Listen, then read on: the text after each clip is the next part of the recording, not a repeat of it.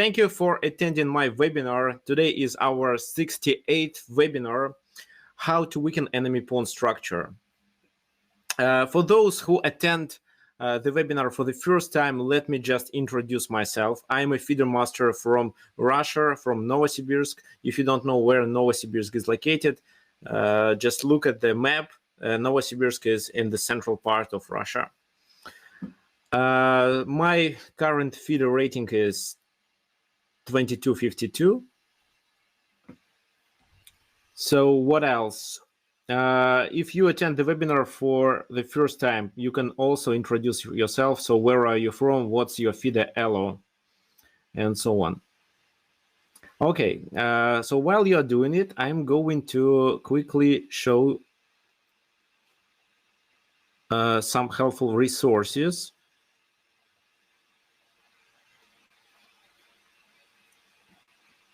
So first of all, this is my blog on chess.com.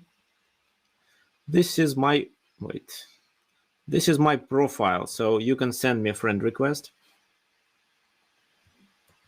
This is the link, if you want.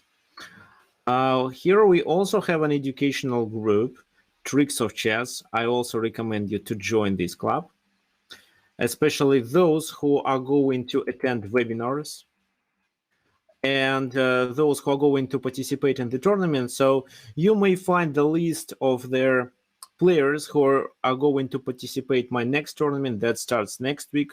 So currently we have 30 participants. So if you are not in the list but you want to join it, you may contact me immediately. Maybe I missed and forgot to enter your name here, but this is the list for now. Okay, fine. What else? As for this group, Tricks of Chess, so all webinars are streaming here. For example, this is the stream of this webinar. And if you want, you can subscribe to my YouTube channel. So this is the link. And if you want to find all previous webinars here, they are here in the list. So there is a playlist, webinars, and all the webinars that I conducted are here. And finally, the last thing, my website.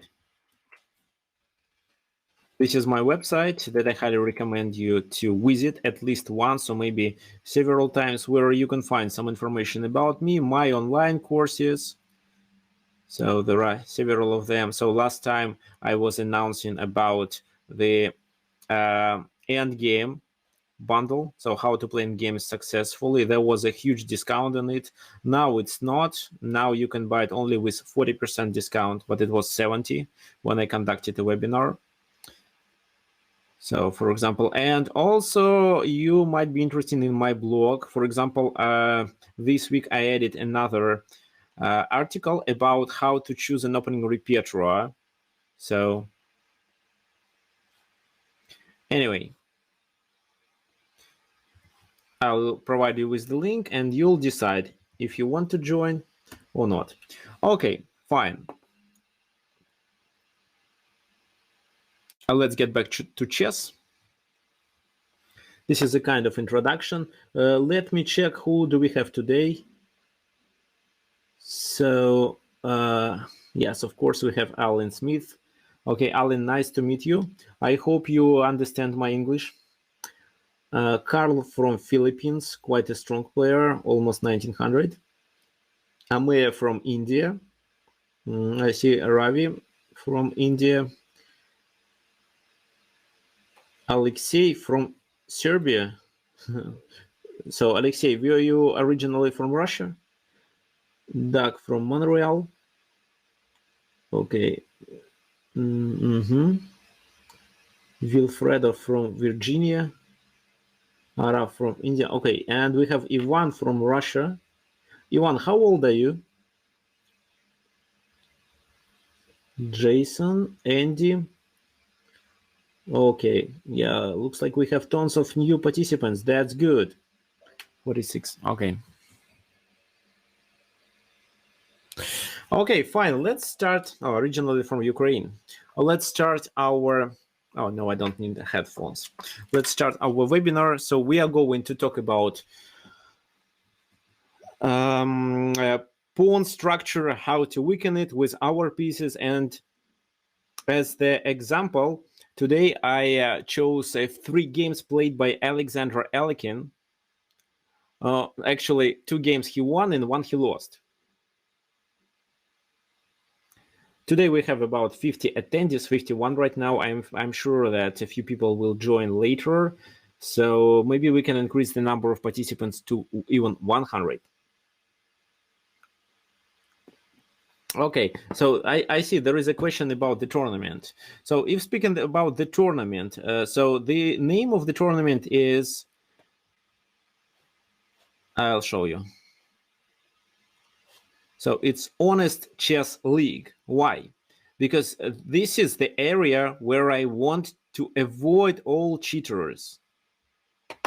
That's why if you want to participate in the tournament, you may find all the information here. Here on my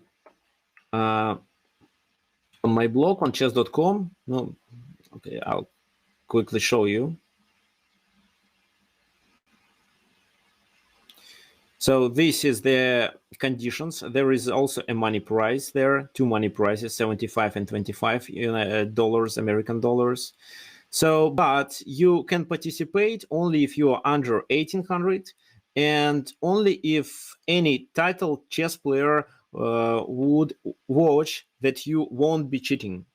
So a title player, maybe your coach, so must watch that you won't be cheating. This is obligatory. Okay, anyway, if you really want to participate, you can contact me today because today is the last day for registration.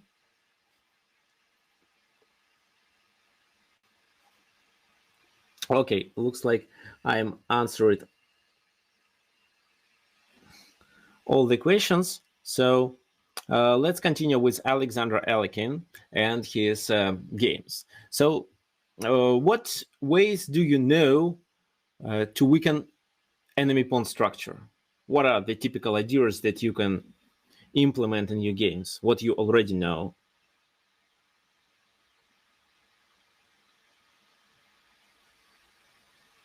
Gambit, so sacrifice something. Yeah, like push the pawns. Yeah, for example, when we have a Carlsbad system, we may start the minority attack and try to create a weakness. Okay, Amir is absolutely correct. So we should provoke pawn moves. But how? It's really good when we have the opportunity to create several pawn islands into the enemy camp or double some of his pawns and later attack them. For example, in some openings it really happens. But it's not always that we can do such thing. So we have to do something with these pawns. And here I'm going to show you the example of how to move your pieces to be able to force the pawn, to provoke the pawns to move, and at the same time make this pawn structure weak so that you may attack it, put more pressure, and finally gain something. Or at least tie the enemy pieces down to the protection of that pawns. Okay, so we are not going to focus on the opening. We are going to focus on critical moments of the game. So this is the game Alexander Alekhine is playing against Sergei Freiman. The game is quite old, played in 1911. Knight f3, Alekhine is playing with white pieces. Bishop b5, knight f6, this is Berlin defense, so he castled. And then d6 was played for some reason. Nowadays, you know that knight e4 is the most common move, after which we have to play d4. Knight comes to d6. Bishop captures c6, d takes c6, d takes e5. The knight is under attack, but it moves to f5. Queen takes queen, king takes queen. And then we pass the game into an endgame, which is known as Berlin endgame, and is considered to be approximately equal. We can say that white may be slightly better, but almost, no, I mean, the most games here usually end in a draw. This is what you should remember. I actually don't like to play such a position. I actually don't play Rui Lopez.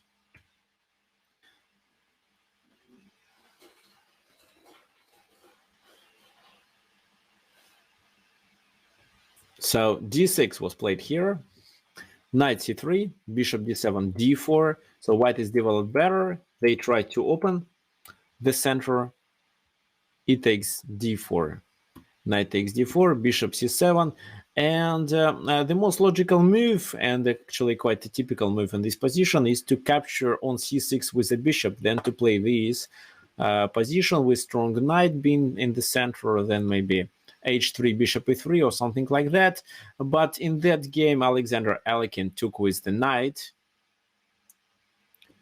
B takes c6, of course, deserves our attention, but in such a case, white could play bishop a4, and this bishop has to stay on d7 to cover the weakness on c6.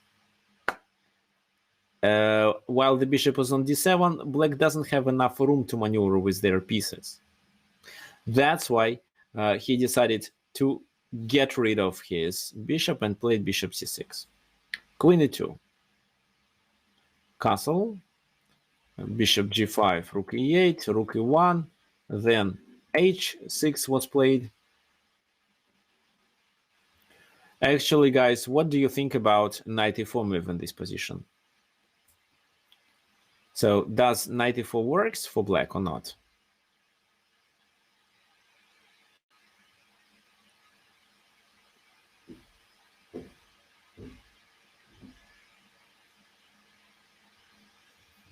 No? How what should play if you think that no? If knight takes e4, then bishop takes g5, and I think it's fine. If you play bishop e7 first, then probably queen e7, and the e4 knight is well protected. No, wait a sec. No, if this move, then rook e7. Yeah, that's right. Rook e7. And if then knight takes knight, rook takes knight is fine. If bishop takes c6, bishop takes c6 is another clever move. Okay, so queen takes c7, bishop takes c6.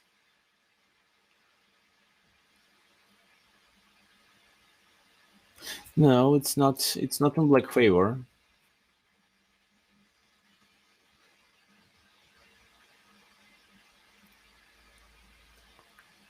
Okay, what if knight c3 in this position? And if b takes c3, yeah, then bishop b5. So if queen takes, then rook e7 is fine. If queen takes here, then bishop e2. And I still believe it's in white favor after bishop c7, for example. Okay. I believe knight e4 doesn't work because in this position we can start with this move. And if then b takes c6, just bishop e7, and we play this position with extra piece. At least for a while, it's an extra piece. Oh, I can show you. Queen d7, rook goes there. f4 to secure the e5 square. a5, rook e4, and this is how we save our bishop. Okay. Yeah, that was an interesting line. h6 was played. Bishop f4. Knight d7, and this is where white decided to take on c6, b takes c6, and I want you to find a plan for white in this position. Of course, there are several things that white can do, but what is the best plan? Which move to play? What do you think?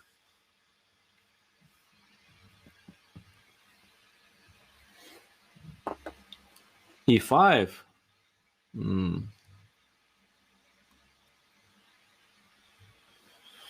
e5 d5 probably. What can you say about that? Or e5 bishop g5. Yeah, e5 bishop g5. This is what I really like. Queen g4 is a good move, but then bishop f6 and no. Queen g4, king h8 has to be played. Probably. Oh, knight f6 now. Yeah, queen g4 deserves attention, but what's the plan behind queen g4? Rook d1, queen a6. Okay, so here, if we look at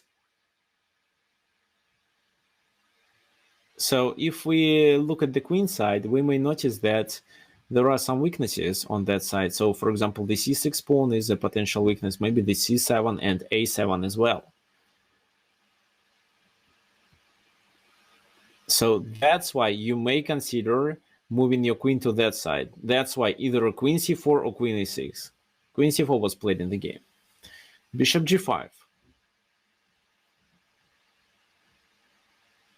What do you think if now white captures on c6, on g5, queen takes g5, and then queen c6?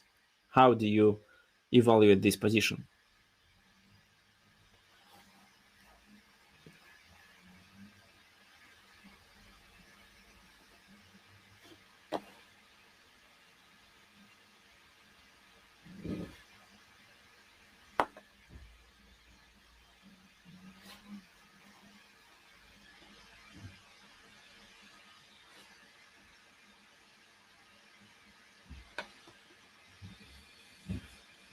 White is better because of one extra pawn.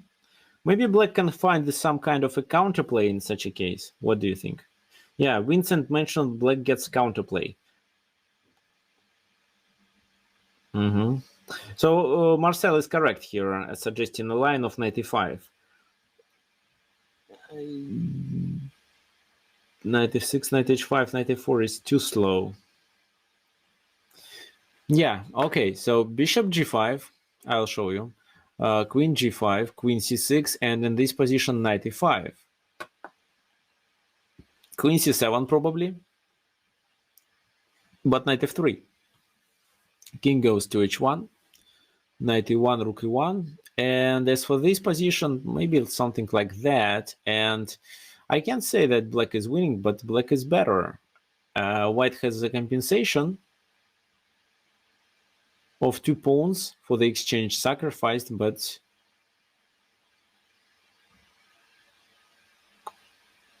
I don't think it's enough here, because this is how black can activate their pieces. Maybe the king should move to f1 instead of h1.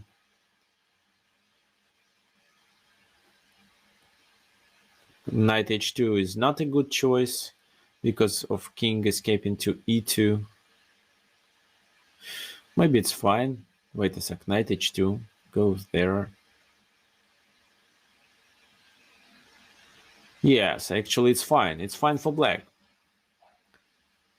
Queen d6, rook a to d8 can be played. So yes, black could obtain enough counterplay. So it doesn't make sense for white to capture this pawn, because this position that he has right now is much better than the position he gets after knight e5 and knight f3. So bishop g3, c5.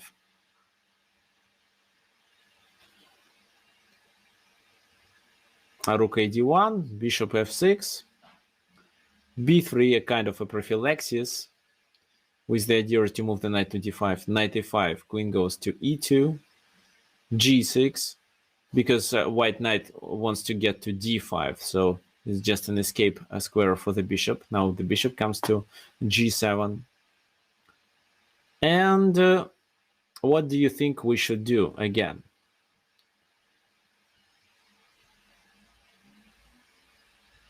How would you play in this position if you were white?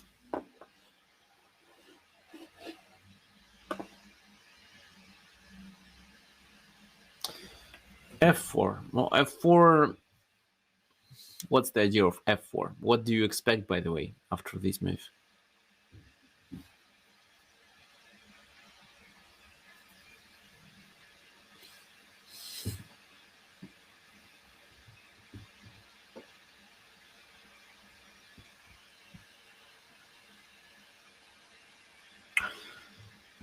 So bishop e5, bishop takes e5, and then f4, but then the bishop retreats.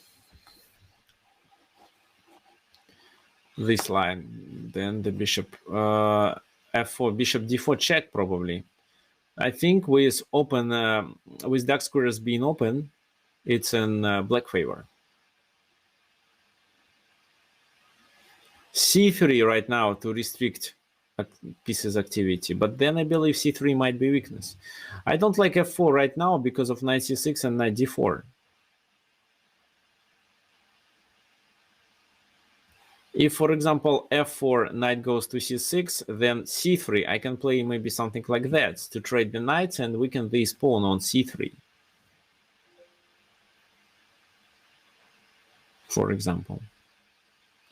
So queen a6, yeah, c4 restricts the queen's activity. Queen a6, we should attack these weaknesses. We created, black has 3 pawn islands in this position while we have 2. And our task is to pressure these pawns. This is what exactly happened in the game. Queen c8, queen a5, attacking the c7 pawn. So we provoke them to play c6. Who knows how to deal with, who knows if knight c7 works in this position? So, by the way, in this position, just I want to explain you something. So we are threatening with queen b7, after which we attack these and these pawns. No, I mean, if rook comes to c8, then a7 is hanging, of course. That's why black has to react with queen c8. But then queen a5 attacking c7. He has no protection, but only c6. What do you think about knight c7? Is it good or not?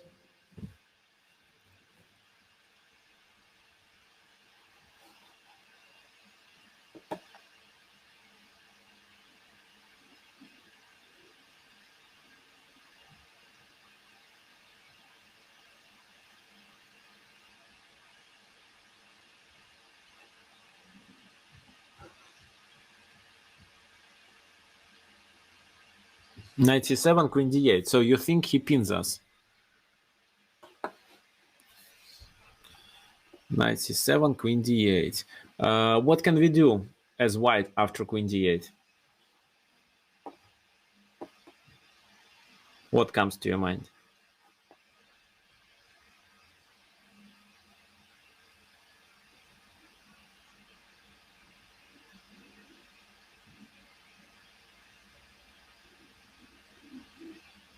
So you think this knight is better than one of the rooks? Maybe, but if we trade it for a rook, then it will be easier for us to realize our material advantage.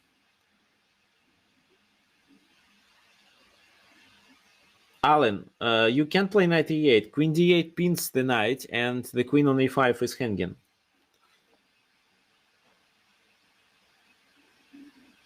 Nash is correct. So knight c7, queen d8, and f4. Let me show you. Knight c7, queen d8, and then f4. What's the idea of f4? Who knows? Yes, black pawn on d6 might be hanging. Now we're threatened to take the knight. Where do you think the knight goes to? Or maybe it doesn't really have to. Knight g4. So if knight goes to g4, we can play e5. So if rook c8 now, to take the advantage of the pin, just e takes d6 is enough.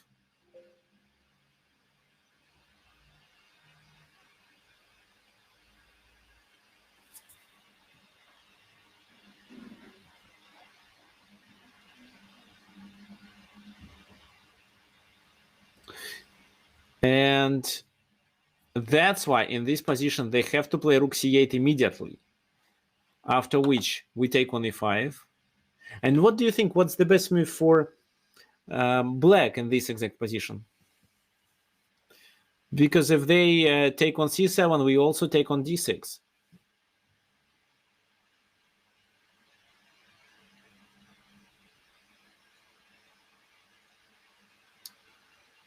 So yes, they can play just bishop e5. For example, bishop takes bishop, rook takes bishop, and then we lose the c7 knight anyway. And the position becomes simple, where we don't really have any advantage. We already sacrificed the pawn. So probably after rook e5, we capture on a7, gaining the material back. Then they capture on c7, and the material is equal. White is just slightly better. So that's why here knight c7 is a dubious move. So after queen d8 and f4, of course, knight d7 doesn't work. If knight d7, we just take on d6, then we take on c6, and the knight is well supported.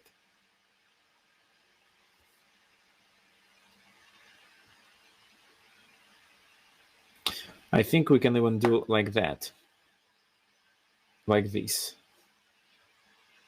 No, we can't. Rook c7 then. And if we capture here, he captures with his rook. We take here, and we don't have enough material. No, it doesn't work. So instead of this move, we'd better play this. And this position looks fine. If knight moves, we also capture on c5, either with our queen or rook. So if this move, then this.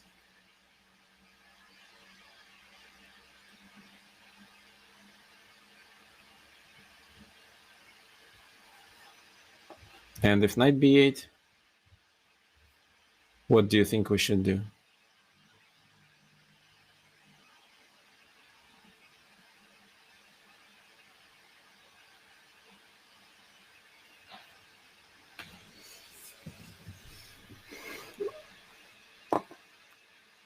Queen a7, queen a7, knight c6.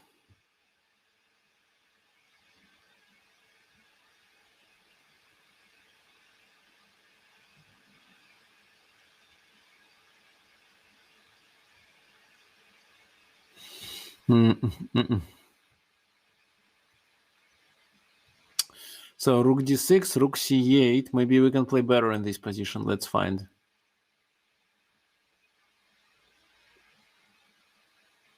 So I'm not using any engine, so that's why I'm stuck with this position.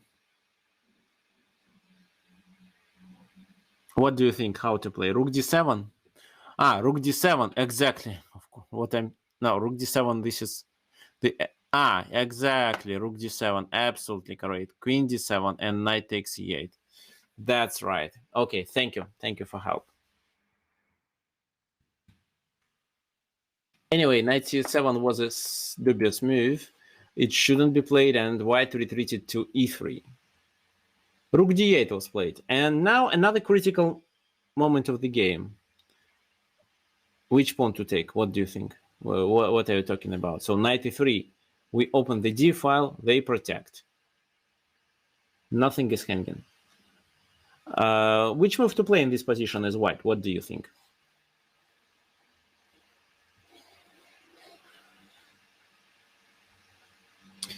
Knight c4. What for? To trade the knights? I don't really like it.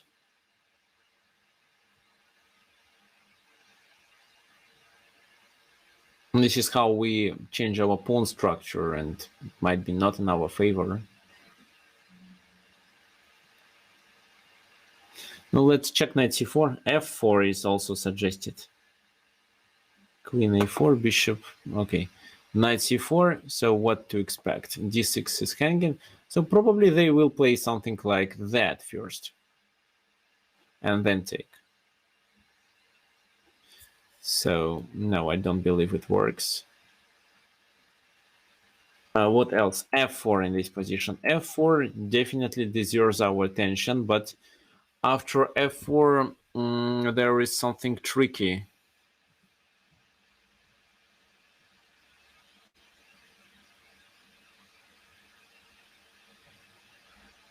Probably knight g4. So the f pawn blocks the bishop. That's why d6 is not hanging. Another solution is to take. He takes with the bishop and then knight c4. But what it changes? So, for example, queen e6. And if knight takes e5, then queen takes e5. I'm not sure that this position is winning for white. Much better for, well, just better for white, but not winning.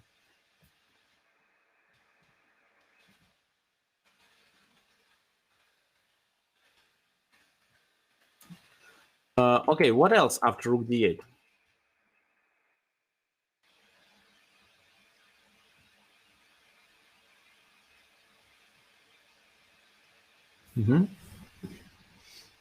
Rook d2. So remember, our topic today is how to weaken enemy pawn structure. No, actually, this game I played with my student. I mean, we played from this position, and he played c4. What was a mistake, of course. h3 is too slow. f4 just knight g4. No, guys. So here the best move is bishop h4, because this is how we provoke him to play either g5 or f6. So, for example, if rook d7, then which move to play?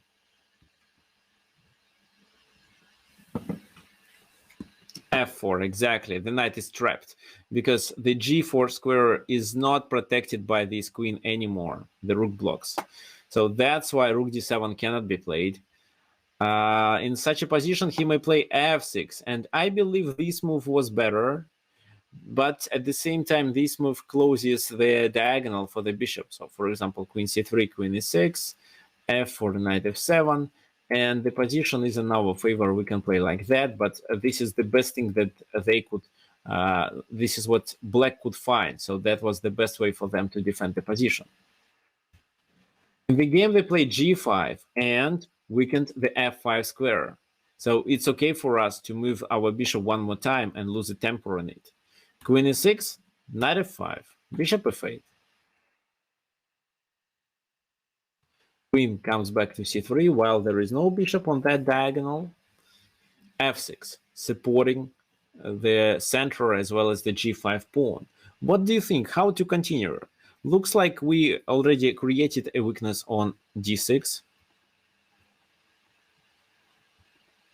The weakness on c6. Probably the h6 may become a weakness. How to play?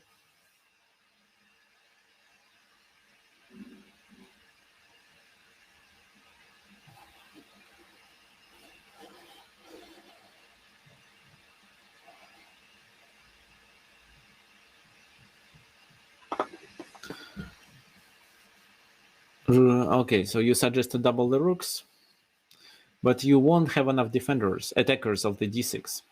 So yes, in this position we may play f4. And if he takes, bishop takes here, h6 is under the attack, and moreover, we can now join the queen. For example, if this move, we play queen h3, threatening to play knight h6. That's the idea. So knight h6, a discovered attack, after which we capture on e6. Another threat is to capture on h5. So, for example, if they do these, then what do you think we can do?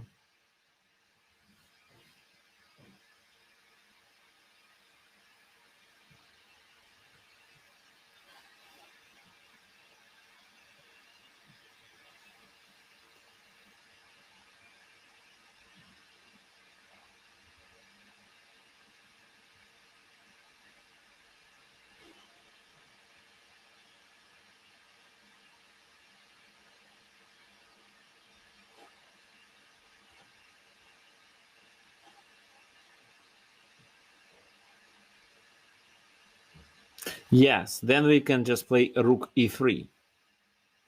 Then rook comes to g3, the game is almost over.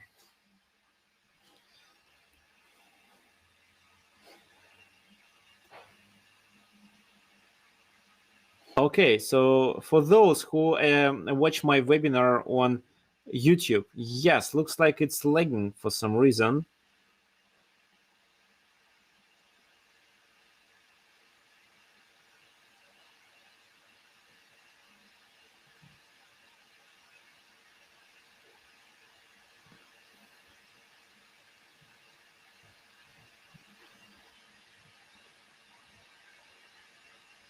That's why I kindly recommend you to go through the link and join the webinar.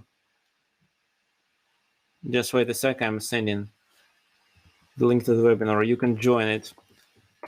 Okay, fine. Let's continue. So taking on f4 is a mistake.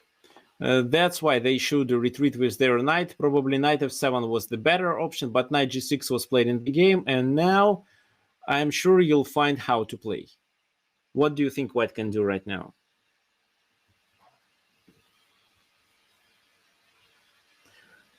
Okay, Rudy, what's the idea of knight h6? Okay, yes, that's right. So knight h6 and bishop takes h6, after that f5. Queen has to retreat. At the same time, I want you to notice that something like queen f7 is not a good idea, because in such a case, we also gain the pawn on d6, f takes g6, queen takes here, and then, for example, either rook d6 or bishop d6. I think bishop d6 is better. We also take the c5 and c6 pawn. The position is absolutely losing. So that's why they played queen e7. F takes g6, and bishop retreats to f8. Well, of course, white delivered the check with queen c4. Now, the idea was that if king moves to h8, we can continue with rook f1, and black won't be able to capture the pawn on g6. Every time they'll try to do it with the queen, the f6 will be hanging. So, for example, if queen g7 is played in this position, we can play queen e6. Yeah, I'm just checking if there is no better option. Well, queen f7, I don't really like queen f7.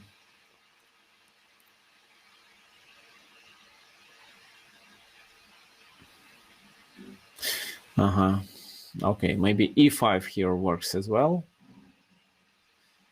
Looks like not. So queen e6 is the best move. Fine. So, however, black made another mistake and played king g7. And then I'm sure you know how to play.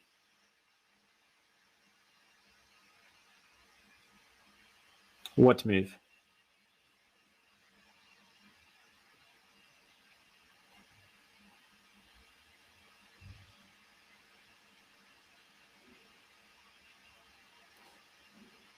Yeah, bishop takes d6. Bishop takes d6, rook takes d6, rook takes d6, and the queen can't capture on d6 because of queen f7 mate. Well, queen f7, king moves to either this or that square, and queen h7 is mate. This is where black resigned in this game. So let's try to sum it up. So in this position, white was lucky to double the pawns, what means that these pawns on the queen side are potentially the objects of the attack. However, right now they are not so weak, and we should provoke black to play c6, c5 with the c6 pawn, and c6 with the c7 pawn. In such a case, the d6 will be weakness. This is what we effectively did with our knight d5 move. So here knight was to d5, then we move the queen to that side to attack the c7, provoke them to play c6. So now d6 is a weakness, but it's not enough to win this game.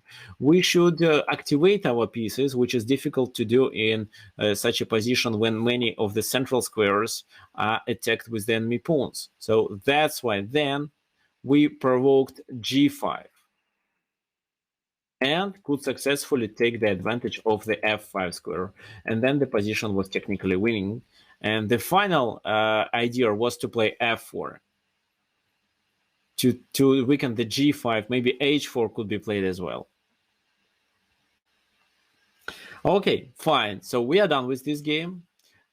I also have a few more games for you to analyze.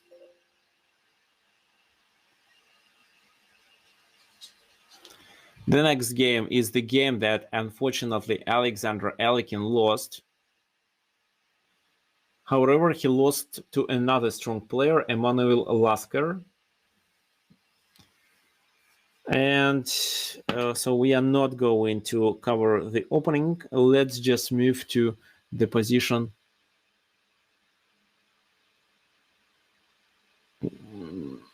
Mm-hmm.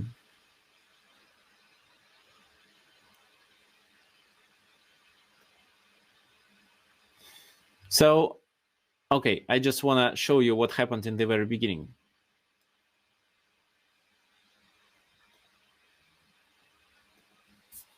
So that was Carlsbad, and the bishop on f4 is not so good. It's better to allocate it on g5 because knight h5 can capture it. However, even bishop g3 was a good idea here because knight takes, h pawn takes, it's fine. But why didn't realize it at this moment? They decided to develop pieces and let black capture. So, and the f4 became a weakness. But this weakness can be easily protected with g3. What is more important in this position is that d4 is a weakness and the knight has to protect it always. Let me make a few more moves. f6 to secure the e5 square as maybe the most important spot. Knight e3, bishop e6, knight h4 to occupy the f5 square. Then bishop c7 just to retreat. b4, a minority attack, which is considered to be a good plan for white in Carlsbad with Carlsbad pawn structure. Bishop b6. So you see, black is taking the advantage of the weakness on d4. Knight retreats back.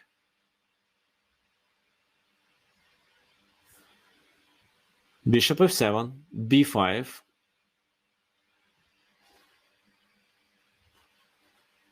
And now I want you to find what plan black should follow in this position. Please try to find it and let me know.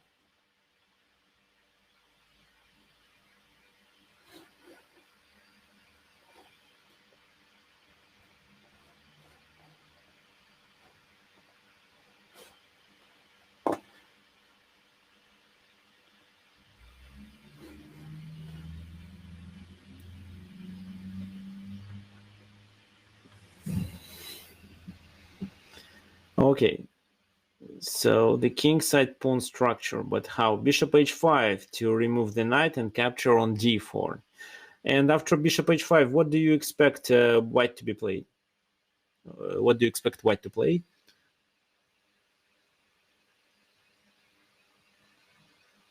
No. So play rook c8 to secure the c6 first, and then bishop h5.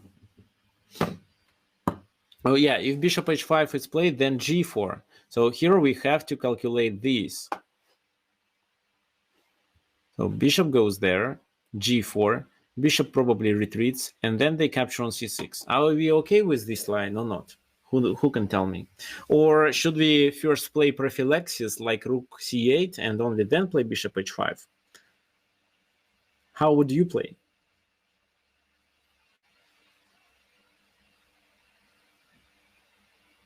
So rook c8, Vincent suggests to play rook c8 first. Wilfredo also. But wait, guys, so if you play rook c8 first, don't you think that your opponent can do something to be prepared? For example, he'll play probably queen a4, and bishop h5, he just retreats with his knight to d2 maybe. Then to b3.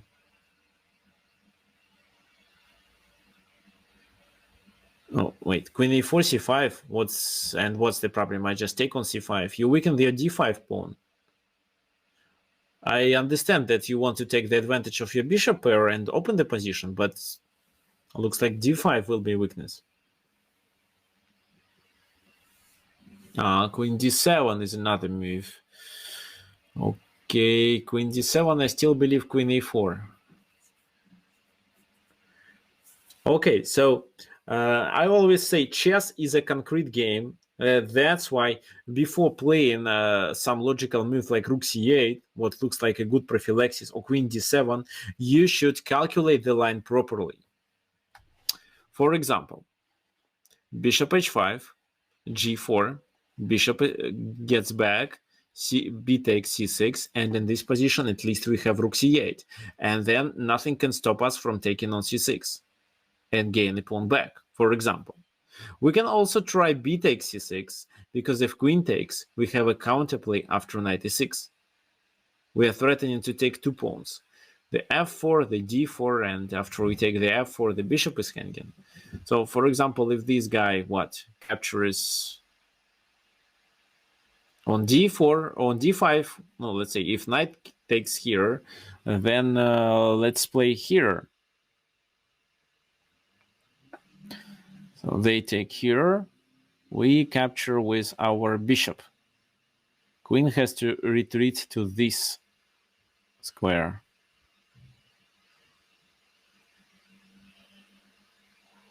Then let's play something like that. With queen d4 is the next move. Because if they capture after this move, they can deliver a check. That's the problem. But anyway, it's quite a good position. Okay, let's get back. So if knight d5 here, what else do we have?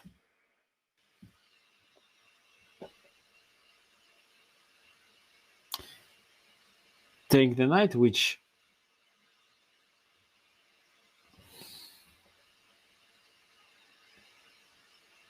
maybe bishop d4. Oh, bishop d4 is not so good.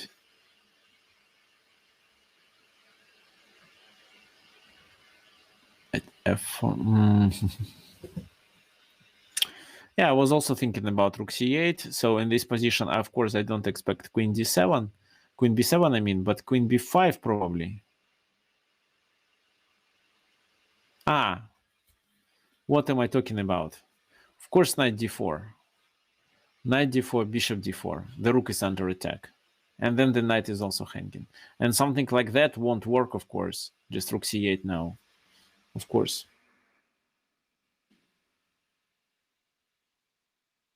So first we take on d4.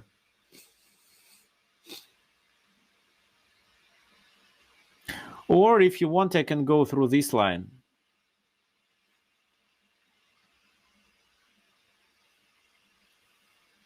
If you find any improvement there.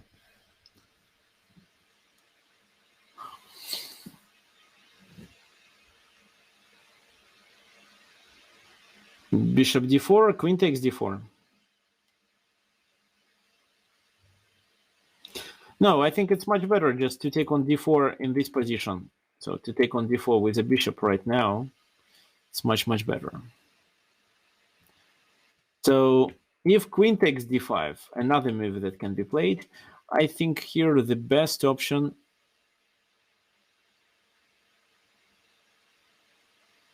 is to take on d4 right now. So, and if queen takes here, which is almost the only move, we first take on f3, king g2,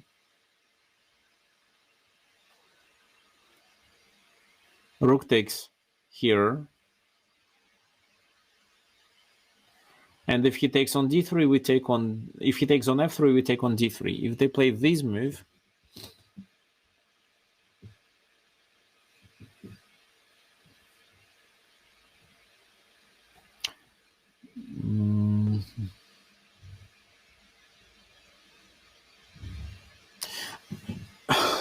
we can save our knight, at least. No, anyway, it's a winning position, even if we play just knight d4. 2 minor pieces for a rook, more than 2 bishops. It's more than enough to win. Knight d2, I didn't like it because of bishop e8. Okay, so b takes c6 was also okay, but rook c8 was played. However, who knows, why did we play bishop h5 to provoke g4? What was the original idea of this move? Try to answer. And I'm going to continue. Queen b2, b takes c6, f5. You see, he played f5. What's wrong with f5? Who knows? Which I believe is a mistake. It weakens not the f4, it weakens all the diagonal, all the dark square diagonal. And we can continue with queen d6 and bishop c7, threatening a mate on h2 in case if we get rid of the knight on f3. Rook f e1, h5, h3 he supports. How would you play in this position? What do you think?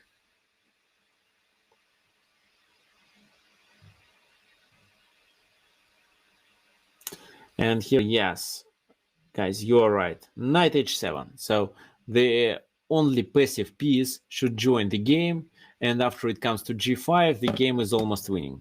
Rook e8, rook e8, rook e1. We don't want to trade rooks because if we simplify the position, there can be no checkmate because of lack of the material. We play rook b8 first, queen c1, and knight g5. So here everything loses. The only try is to, no, for example, if this move, queen h2, he goes there, then f takes g5, we are threatening to play queen h1 in this position and take the knight. So knight has to go to e3 immediately, but then after queen h3 and king e2, we capture here and the position is absolutely winning. We can play g3 or queen f3, ruining his position.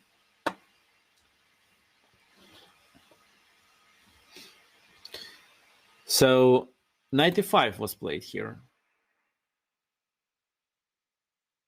We take, they take on g5. So the idea is to attack the g7 pawn with f6. If now we capture with the queen, it's of course a winning position for us, but it becomes more simple and potentially white could get some drawish chances in that position.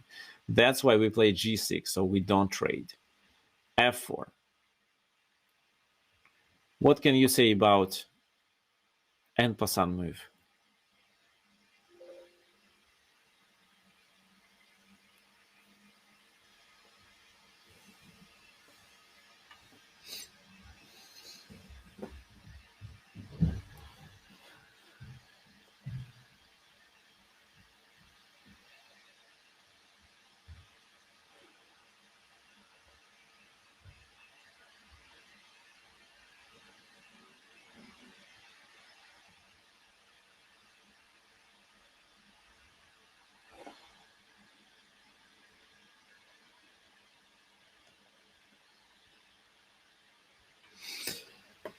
No, it's not bishop g6. So if e takes f3, then bishop g6 is not a good move, because if they play such a move, then we checkmate.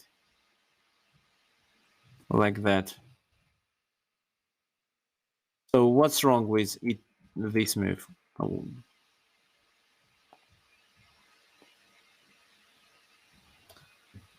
So actually this move was okay, and only this might be a problem, because if we play queen h2 in this position and then do like that, oh, I think it's still fine.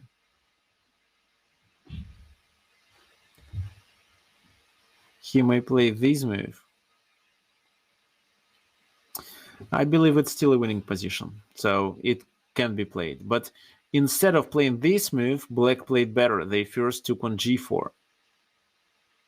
Oh, this move wasn't played in the game.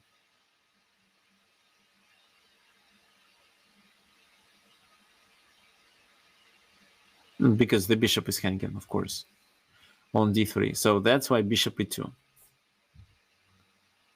G takes h3.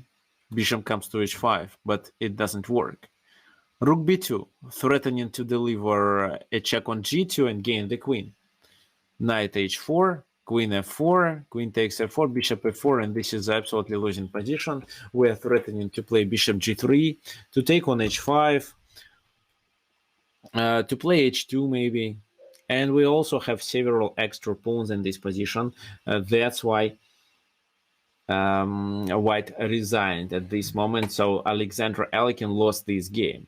Let's go back and check if he did anything wrong. Definitely he did. So for example, here bishop d3 is a mistake. There is no need to weaken his position by offering this trade of the bishop for a knight, because either f4 or d4 are weaknesses. For example, if the d4 was supported by the c3 pawn, I would say it's fine. But in this position, d4 is a weakness, and probably that was the decisive factor that cost the game to white. So the other thing was, no, knight d1 here is not a clever move. First of all, here, after bishop came to h5, so for example, is it obligatory to play b5 here? I'm sure that not. For example, something like rook d1 can be played, and if bishop h5, just bishop e2.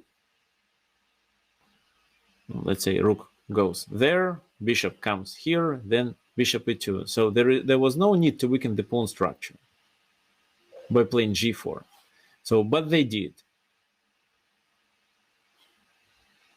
And then they even played f5. However, as for f5, I think they had no choice, because if queen d6, they could locate the knight on g2 where it was not doing anything, and anyway g5 can be played to threaten queen h2. So it looks like f5 was forced. No, actually, that was mistakes played by Alexander Alekhine, and this is how Emanuel Lasker could successfully exploit them. However, for now, for us nowadays, these mistakes are very obvious. No, at least for masters, for example, or even for candidates masters, because black has a bishop pair, so black has a dark squared bishop, while white doesn't. If only black gets a chance to weaken the dark squares, their position will be much better. What exactly happened in the game? Why Alexander Alekhine didn't realize it at this moment when he played g4 and f5, I don't know. He was a good player, but I believe here he could play much, much better.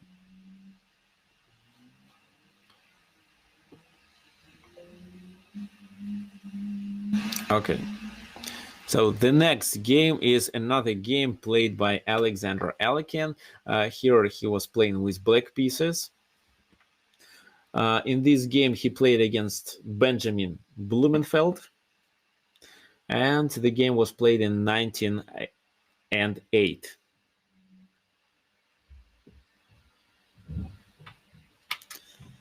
So let's quickly go through the opening. It was Philidor defense, which I like to play as white.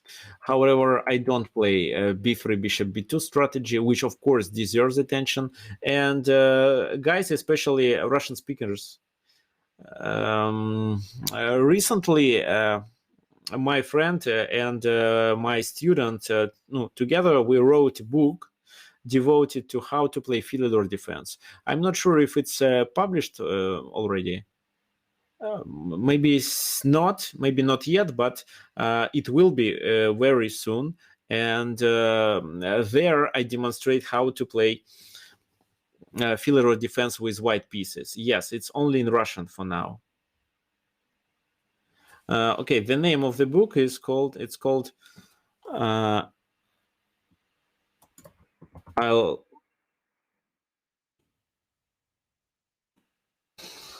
I'll type it in Russian.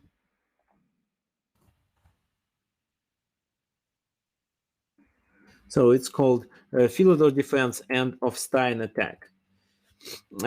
So why we call it Offstein attack? Because there we apply one of the idea that my student Alexander Offstein applied in his games, and it was quite successful, and it also was a novelty.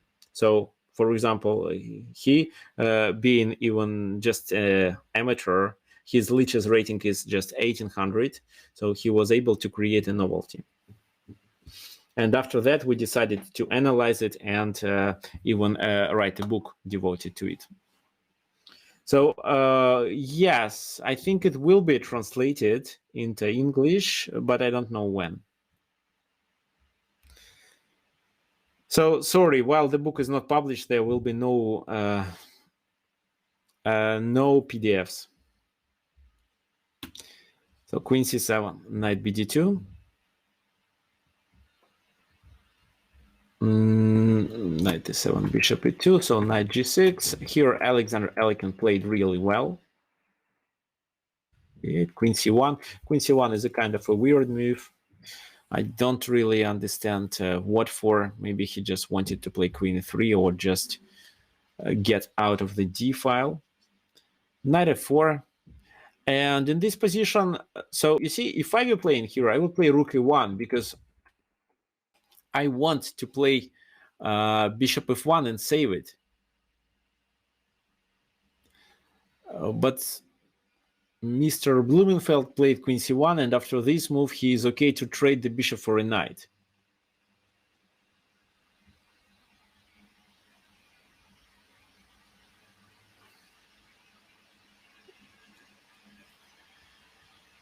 f6. So to support the center. So then knight goes there. It's logical to occupy the f5, but then a knight to f8. This knight goes to e5 because they want to take on f5 with the knight in case if bishop takes f5. Knight e6. D takes e5, d takes e5. And one of the knight comes there. And now a question for you. How to play? What do you think?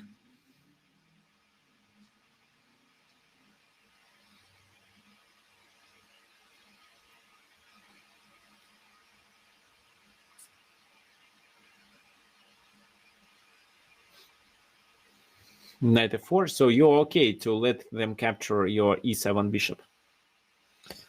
Bishop c5 is another solution. Bishop f8.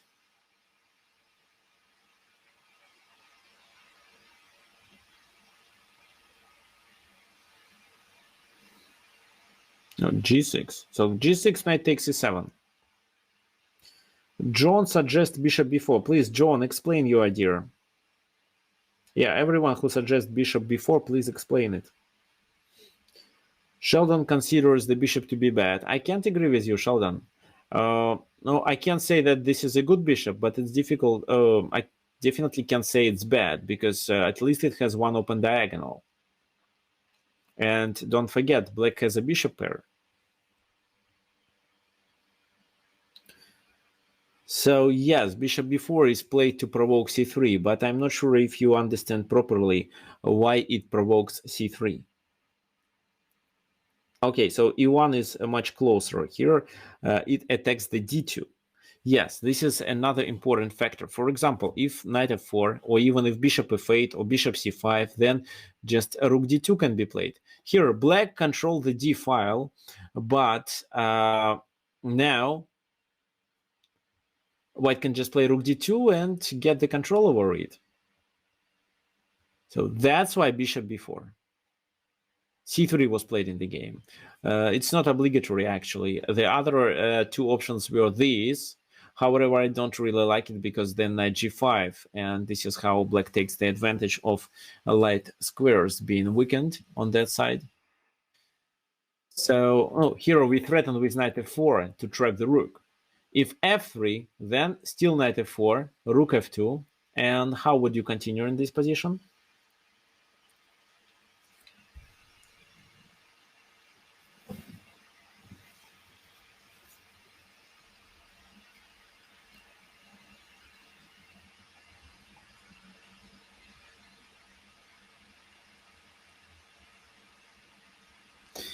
Bishop c5. Okay, bishop f5. If they capture with the knight, then bishop c5 is quite strong because after this move, just queen b6.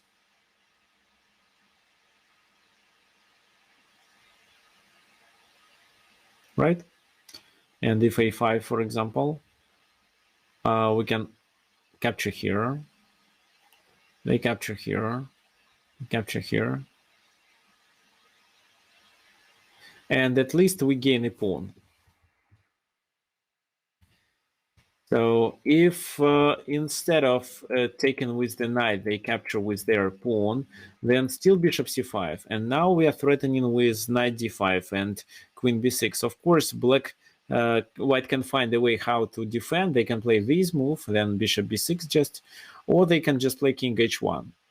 So both moves work, but black is better here because all black pieces are quite active.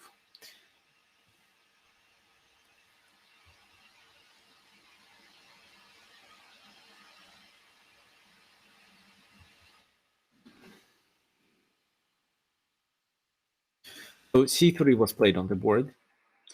It blocks the bishop, and it also weakens the d3, as it was mentioned. So now, first of all, we play knight f4, rook d2, and then we may go to f8, but it's not the best option. How would you play in this position? What do you think?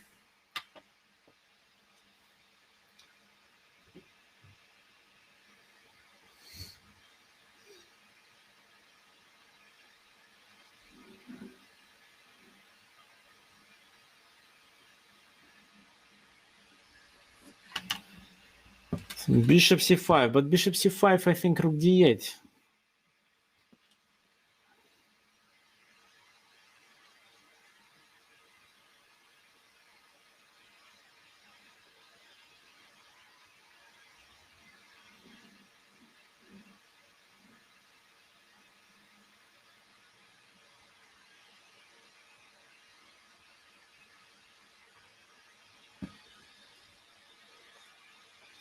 Knight d3, knight d3, queen d1.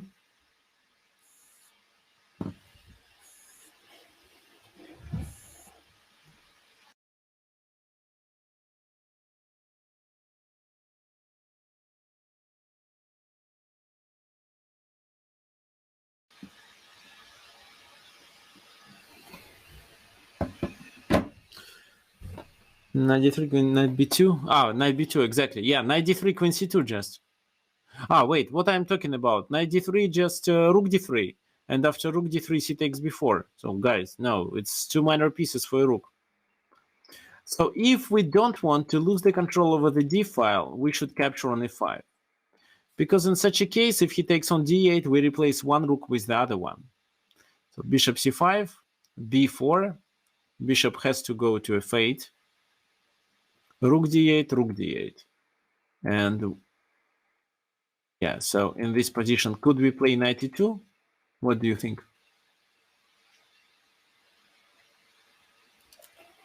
Is it a good idea to deliver a fork, and in case if he does this, we capture on c1? So then probably rook a8.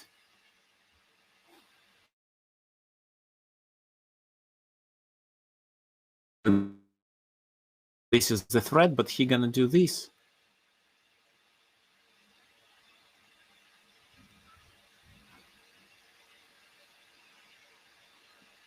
Then bishop c1, or bishop a3 maybe. So two rooks versus queen. No, I think it's in white favor.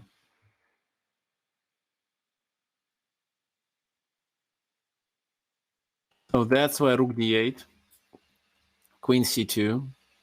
And then another move that I want you to find. So what black can do to be able to take the advantage of their piece's activity.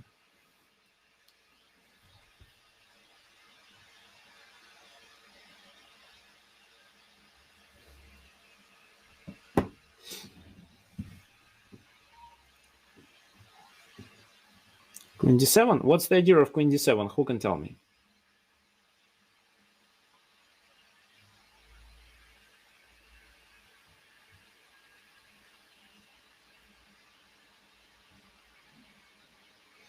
Yeah, so to penetrate the second rank, or maybe to play queen d3 and just trade the queens. Queen d7. Rook f1 was a bad move. The idea of such a move was to play bishop c1. So first the queen should, the rook should move to the king side to protect the first rank, and then bishop c1. But they didn't have enough time. Queen d3 was played. Queen b3, check. King goes h8. Knight g3 to protect the e2 square, because we were threatening with something like that, knight e2, and then some kind of a discovered attack, maybe this, maybe even knight c3. Also, here the e4 pawn was hanging, so that's why knight g3 helps anyway. But then h5, trying to chase this knight, bishop c1, h4, and they took. Looks like they had no other choice, because I believe nobody would go to h1. Bishop takes, E takes, knight goes to f5. How to continue in this position?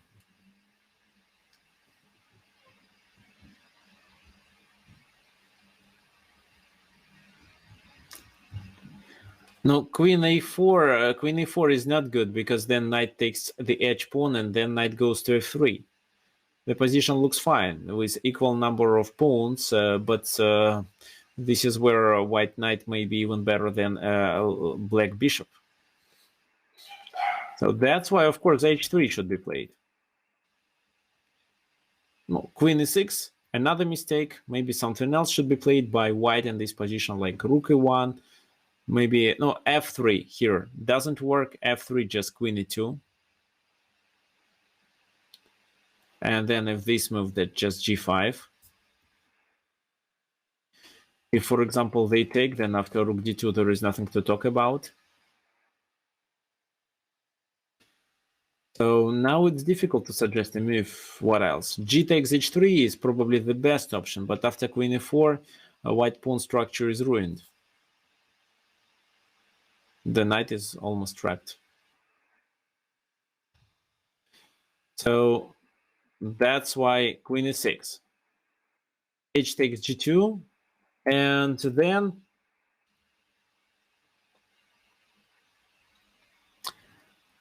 king g2 has to be played. That was the critical mistake, after which white lost immediately. What do you think? How white lost and what black should do on the next move?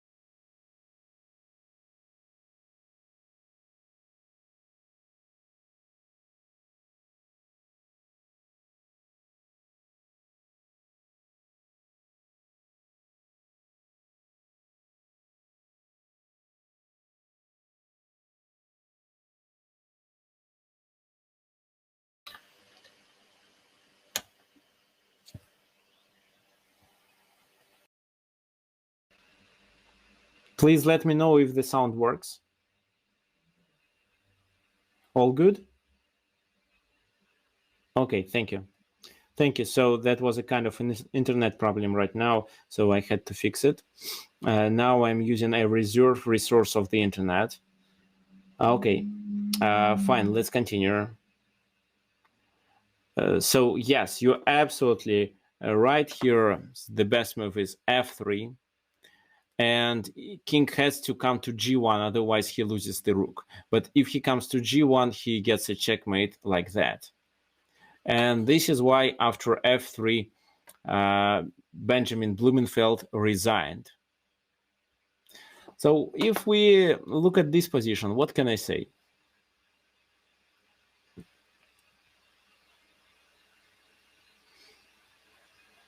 Let's get back. So I think the key move in this position was bishop b4 that provoked white to play c3.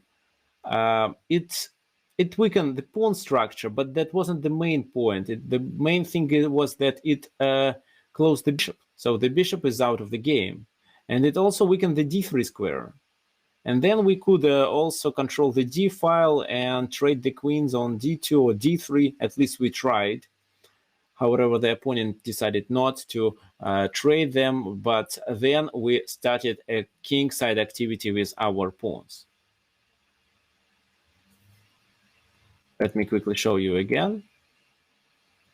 In d3, so they didn't accept trade, and after that we started with h5, h4, and so on. And finally, because of h3, we won. Okay, fine, that's all. I mean, that's the end of this game, but I have one more game. It's not the game played by Alexander Alekhine, it's the game between Paul Keres and Vassily Smyslov. And I'm sure you know an interesting story about Vassily Smyslov. His wife always attended tournaments. She didn't know how to play chess, but she could successfully evaluate the position. How? You can ask me how, but always when she came to the board, she looked at Vassily Smyslov ears. If they are red, then he's in trouble. If not, then his position is fine and he's likely to win. This is how she decided who is better in this or that position. Okay, fine. So let's continue with this game. The game was played in 1959, so it's even more modern than the previous.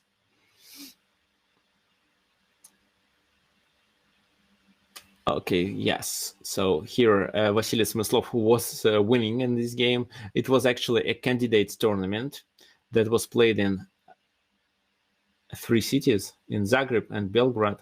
And the third city is Bled. Okay, knight f3 d6. So it was Cheveningen variation. f4 was played. a6, so it transposed to neither one of the lines. Queen f3, queen b6. I don't like queen b6 for black in this position.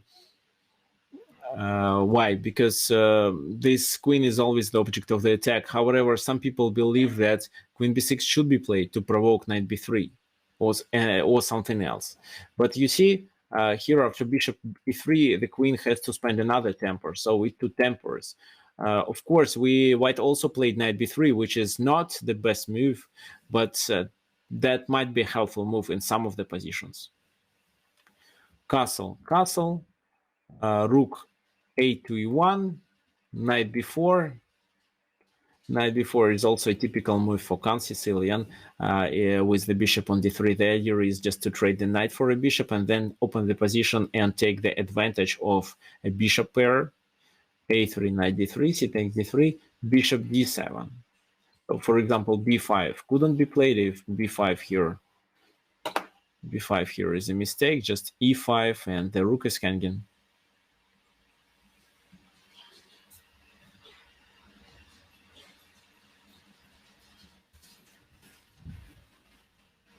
Bishop d7, rook c1, the queen will be under the attack. Of course, we move it to b8, knight a5,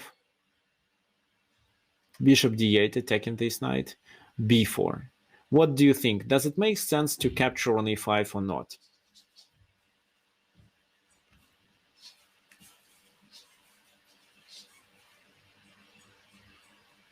No? Please, John, explain. Why do you think so?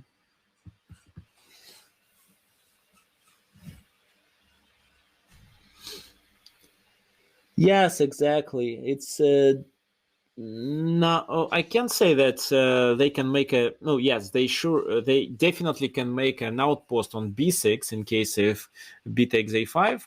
But I think that dark squares are too weakened on the queen side. So that's why at least it doesn't make sense to trade our dark square bishop for a knight. For a bishop, maybe, but not for a knight, at least not now. b6. Knight b3, bishop e7, knight b1, a5, a tricky move. What's the idea of a5? Who knows?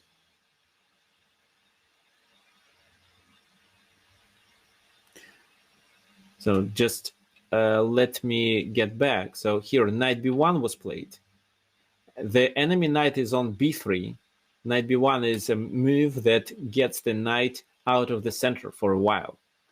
And that's why we can play a5, because now b5 will be just a pawn loss.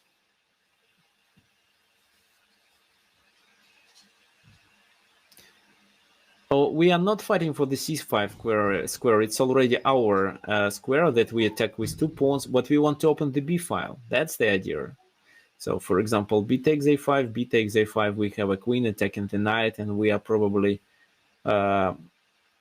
want to get to the b2 square to occupy the c file with our other rook. So anyway, it's a queenside activity. We open the position, and we also want to get our bishop join the game from b5 probably. Okay, in the game it was knight d4, and of course we should take the advantage of the a file being open.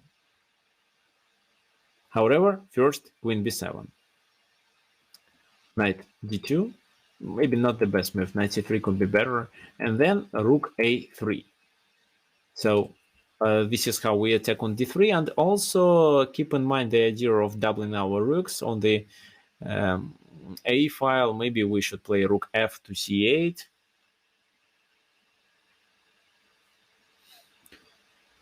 Bishop f2. What do you think we should do then? Now, bishop f2 was played just to support the pawn on d3.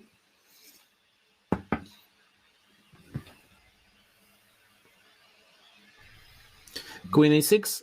Queen a6 to attack the d3. That makes sense. What do you expect white to play after queen a6? So as I think, maybe one of the knights goes to b3, and then rook a1. So it looks like queen a6 is not a good idea. If queen a6 is played, then knight this goes, the second knight goes to b3, then rook a1 to offer a trade, and it's more in white favor. But you can say that in this position queen a4 looks good, and I would agree with you. For example, this move, queen takes, and bishop a1. It looks like black is in trouble. Queen a4 has to be played. No, still looks fine, I think. Oh, wait. No. Knight c2, of course. I didn't notice it. And then knight a3. No. So that's not a good idea. Sorry. What other move? d5. Not right now. d5 probably, but not right now, because d5, e5, the knight has to retreat to e8, which is not a good spot. We should play b5. The idea of this move is to secure the c4 square, of course, but the main idea is to fix a weakness on b4.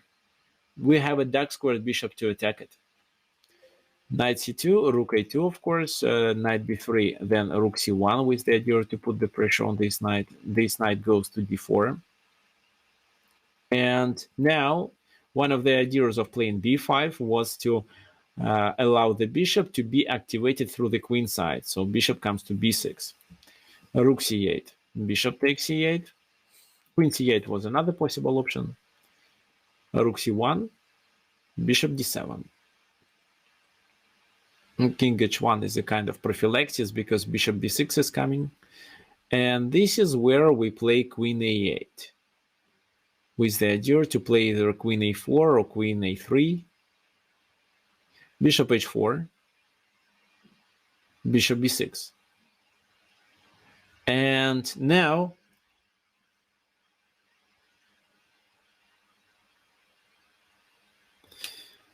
what if they take on f6? What do you think? So, for example, queen g3, how do you evaluate this position?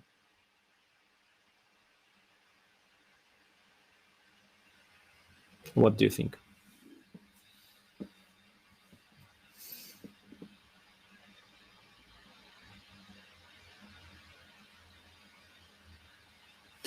f6 is hard to defend.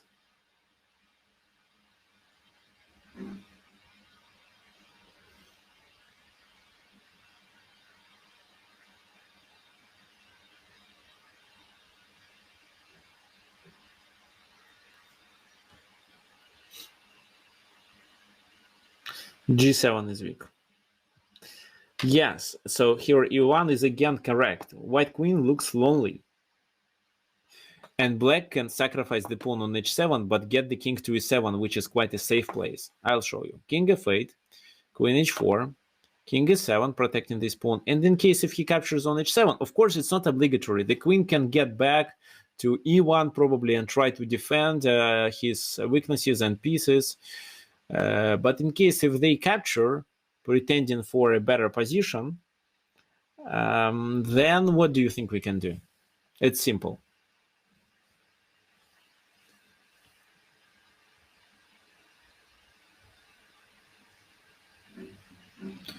Queen a3 looks good. Can we play better?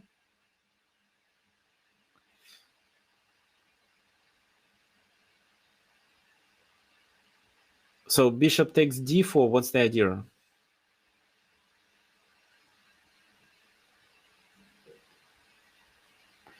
Yeah, it's bishop d4, knight takes d4, and then just rook a1. Exactly. So if something like that, let's just capture it and then play queen e1, getting extra piece. If he does rook g1 in this position, fine. We trade and then play queen e1 anyway. Okay, there was a question. What if in this position, instead of taking on h7, they play this move? It's just a one-move blunder. So that's why white didn't capture on f6. They played queen d1, getting the queen closer to their pieces. Queen a4. Bishop e1 to protect the pawn that was hanging. h6, prophylaxis, quite important in such a position. Bishop comes to c3. And now it's a time for us to open the position. e5. They take, and we may take immediately, but knight g4 looks better with knight f2 or knight e3 threats. So, for example, one of the ideas is to capture on g2 and then play knight e3. For example, bishop a1, d captures e5, knight goes f5, we take it, and after rook g2, the game is over. Because on the next move we take on h2, and that's it. If king takes, knight a3. Winning a queen, and then the knight on b3. However, white continued with this move. King goes to h7, d4, rook h2, king g1, and after bishop d4, they resigned. Why? Because if knight captures, the queen is lost. Queen captures, then no, it's just a queen loss. Black is winning. Okay. Let's get back and I quickly go through it. So I think here the key moment was knight b1. Okay, there was a first thing that I didn't like that white did. They played, they left the bishop on d3 unprotected, so the knight could successfully take it. And because then the position is technically better for black due to the bishop pair. If black is able to activate them and open the position, black would be much, much better. However, the position is quite complicated, and white has some kind of a king side attack perspective. So if white considers that d3 can support the pawn on e4 and allow white to initiate the king side attack, then this plan deserves attention. But knight b1 was another mistake, and together with c takes d3, it was really bad, because after a5 it allows us to open the position on the queen side, where black originally play in such type of the position. And another thing was playing b5 here, that allowed us to activate our dark squared bishop, but this is how we fix the weakness on b4 and later tried to attack it with our queen. For example, it was here, queen a4. After that, it was obvious that white is losing this game. Okay, fine. Thank you for your attention. Today we did a little bit longer, probably because of my technical problems. First, microphone didn't work, then we had some internet problems. Thank you for attention. Please come to my next webinar, which will be next Sunday. I'm sure it will be quite interesting. I didn't decide which topic I'm going to devote it to, but I'll find something that really helps you to improve. If you have any questions, especially about my courses and webinars, you can email me at tricksofchess@gmail.com. Thank you and see you next Sunday.